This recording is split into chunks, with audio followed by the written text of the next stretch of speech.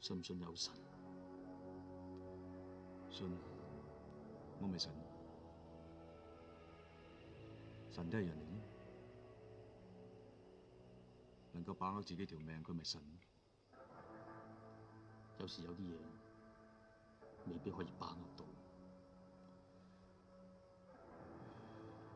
賭博都有輸贏。Comment le syndicat du crime a lancé le genre de l'heroic bloodshed?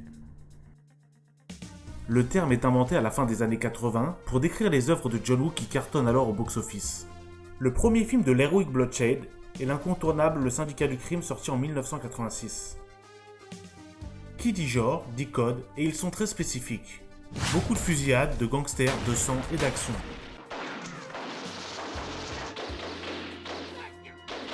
Mais l'essence de l'heroic bloodshed est l'amitié, basée sur une loyauté sans faille, pouvant aller jusqu'au sacrifice ultime. Le tout dans une ambiance tourmentée du Hong Kong de cette époque. Une colonie britannique à l'identité entre Chine et Occident, au sommet de sa puissance économique et menacée par un futur incertain. Le genre atteindra son apogée au début des années 90, et les cinémas de Hong Kong seront envahis d'œuvres s'inscrivant dans la lignée du syndicat du crime. Sortez vos gabardines et vos lunettes de soleil, aujourd'hui nous allons parler gangsters, amitié et gunfight. Bonjour et bienvenue dans la chronique du Pharaon.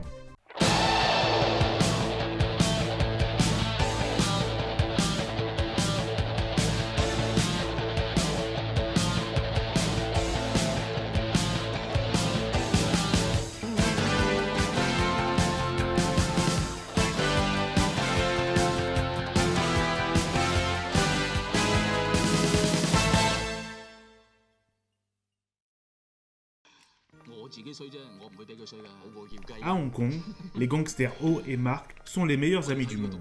Le jeune frère de Ho, Kit, dont il est très proche, veut devenir policier, mais il ignore que son frère fait partie d'une organisation criminelle. À la suite d'événements malheureux, Ho est doublé lors d'un coup monté et se rend à la police. La réputation de Kit est ternie suite à l'arrestation de son frère. À sa sortie de prison, Ho tente de se réconcilier avec Kit, avec qui il est maintenant brouillé. Mais les liens entre lui et son ancien gang sont difficiles à rompre. À l'époque, John Woo n'est pas encore le grand réalisateur que l'on connaît. C'est sa rencontre avec Chow Yai qui sera décisive, puisque c'est lui qui produira le syndicat du crime.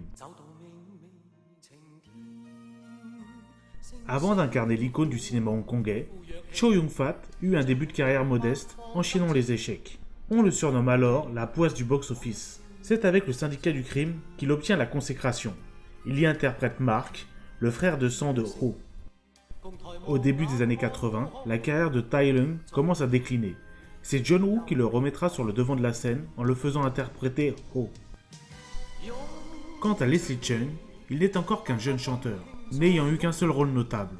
À la sortie du film, il connaîtra un succès retentissant. Il joue Kit, le frère de Ho.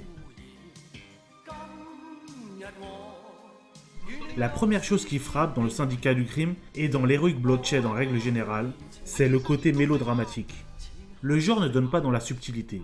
Les émotions affichées sont toujours extrêmes. Quand on se fait des promesses, c'est pour la vie. Quand on s'aime, c'est niais et fleurs bleues. Quand on se bat, c'est ultra violent. Le syndicat du crime n'est pas qu'un film d'action. Il est aussi un drame familial. Ce type d'intrigue dramatique autour de la famille était un standard du cinéma cantonais des années 50-60. John Woo ne fait que le réactualiser. Lorsque Ho sort de prison, c'est un héros de l'ancien temps. Sa quête de rédemption passe par un retour vers la légalité, mais aussi et surtout par l'obtention du pardon de son jeune frère. L'enjeu émotionnel et thématique du film est néanmoins ailleurs. Il réside dans l'humiliation que subit un troisième personnage, le second rôle qui vole la vedette à tous, Mark, interprété par Chow Yun-fat. Il se place entre Ho et Kit, le nouveau et l'ancien Hong Kong. Il est le passeur qui appelle le héros caché à renaître dans le monde contemporain. C'est son idée de la romantique fraternité d'armes qui relance le récit. Comme le film pousse toutes les émotions jusqu'à leur point de rupture, il en va de même pour l'action. John Woo ne cherche pas le réalisme. On ne se préoccupe pas du nombre de balles tirées, seule l'habilité au combat du héros compte, car les héros ne sont pas comme les autres. Ils sont montrés comme des dieux mortels, gagnant leur combat en étant souvent mutilés, sûrement un héritage du cinéma de Chang Cheh. John Woo exprime leur toute-puissance en stylisant au maximum les gunfights. usant de ralentis et de jump cuts. Tout cela donne une impression de surréalisme, de combat suspendu, à l'image de l'expédition punitive de Mark. Parfois, une seule scène peut lancer une carrière. C'est d'ailleurs pour moi une des scènes les plus mémorables du cinéma de Hong Kong. Près d'une demi-heure après le début du film, Chow Yun-fat, implacable, vêtu d'un trench coat et de 2 pistolets, assassine un gang de Taïwanais, puis se retire pour récupérer une série d'armes à feu préalablement cachées pour permettre une sortie en toute sécurité. Car le héros évoluant dans l'Heroic Bloodshed utilise essentiellement des armes à feu. Le gimmick le plus célèbre est l'utilisation de 2 pistolets, un dans chaque main. Le genre n'est pas avare en impact de balles et en geyser de sang. Les films se terminent souvent dans une grande scène d'action où se mélangent en grande quantité hémoglobine et poudre. Dans cette scène, grandeur et décadence sont réunies. La dimension tragique et sacrificielle est constitutive du geste héroïque. Cette scène clôture le premier acte où les héros étaient tout-puissants et triomphants. L'ensemble de la séquence alterne action rapide et ralenti, où tout se déroule en moins de 2 minutes. Pourtant, elle s'est avérée suffisamment longue pour établir un nouveau type de film d'action et un nouveau type de star de l'action. À la sortie du film, de nombreux jeunes descendent dans les rues de Hong Kong, arborant lunettes de soleil, costumes Armani ou trench coat. Les fans n'avaient rien compris. Le film ne fait pas l'apologie des triades. Oh est victime de ses activités criminelles et cherche à quitter cet univers. Quant à Mark, il est broyé par le monde impitoyable du milieu. Le deuxième acte est la chute du héros. Il va donc repenser à sa vie et tenter de retourner dans le droit chemin. Devenu mendiant pendant que son frère de sang purgeait sa peine, Mark vit au jour le jour, ramassant les billets qu'on lui jette à terre en traînant sa jambe malade. Cette jambe qu'il perd précisément lors de son avènement héroïque. Oh, quant à lui, se fait embaucher comme chauffeur de taxi et tente de couper les liens avec le milieu.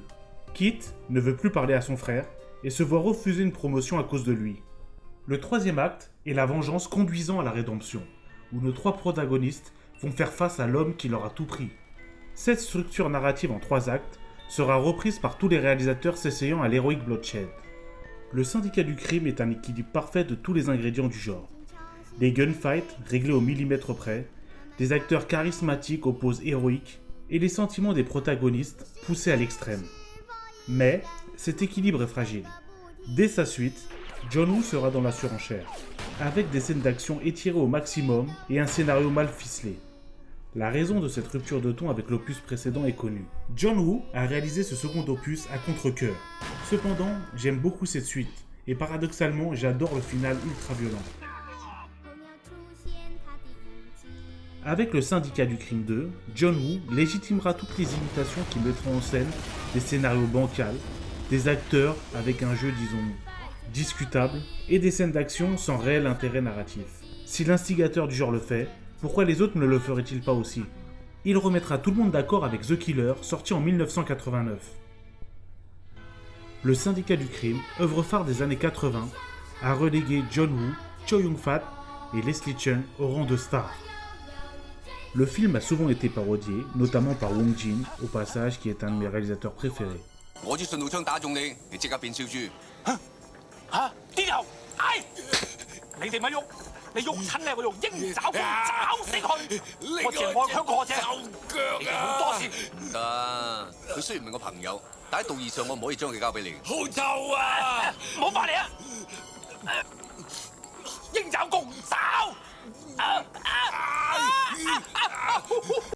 Après plusieurs années, John Woo reviendra avec l'œuvre ultime, impossible à égaler, qui en finira avec le genre.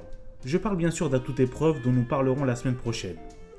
J'espère que la vidéo vous a plu, et n'oubliez pas, c'est vous qui choisissez ce que vous regardez.